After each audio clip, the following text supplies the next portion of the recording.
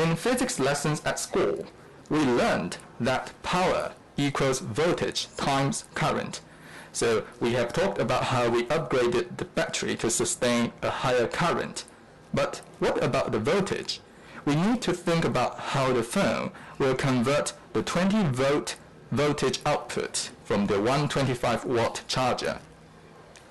What we've done is we adopted 3 charge pumps in parallel connection, and the conversion efficiency is up to 98%.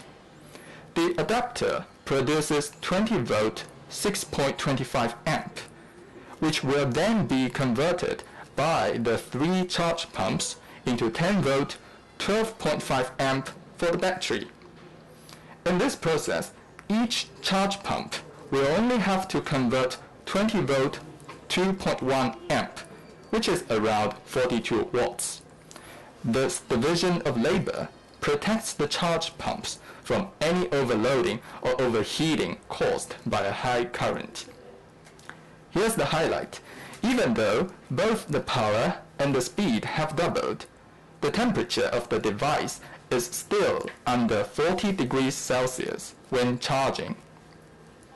In addition, we have added 10 new temperature sensors based on the existing 4 sensors. These sensors are placed in the tap, the BTB, the PCB, and the USB port. It's fair to say that we closely monitor the temperature from the source. In addition, we have our unique impedance detection, which ensures reliability. Any anomaly will be immediately reported to the phone and the adapter. I always tell my colleagues, in developing fast charging, be careful and never burn someone else's house. Safety always comes first, compared with efficiency. The 5-fold safety protection is still the most reliable solution in the industry. Even if all these measures fail, there is still a redundant safety mechanism, our proprietary fuse protection. Apart from that, we have introduced the E-marker encryption on the Type-C to Type-C cable.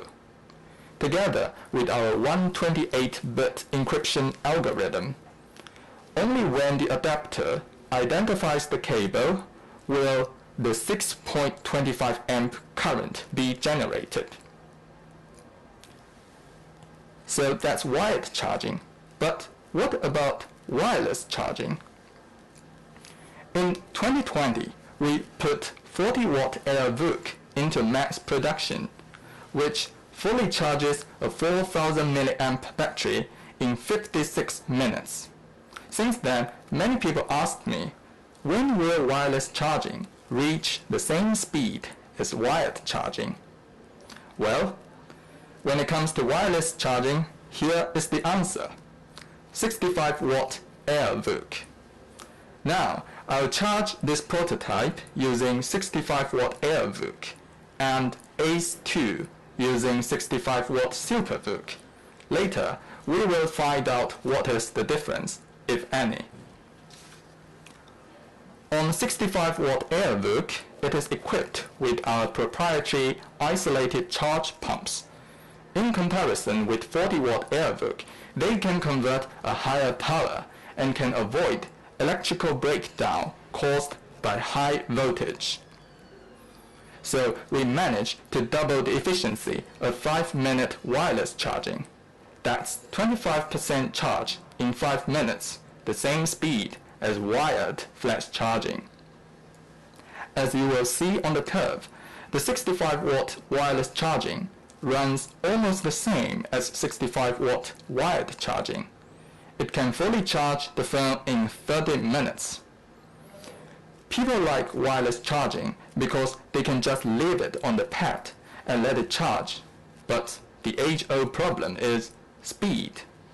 Now, as wireless charging is on par with wired charging, we can finally be at ease and leave the phone on the charging pad anytime.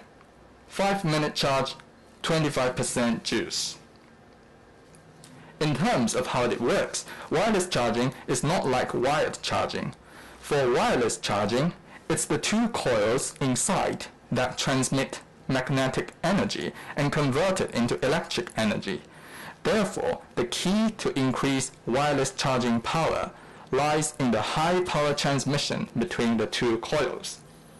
And we solve this issue through a parallel circuit, a 40-watt coil and a 25-watt coil in parallel connection. That means 65-watt Airbook features a dual TX and dual RX architecture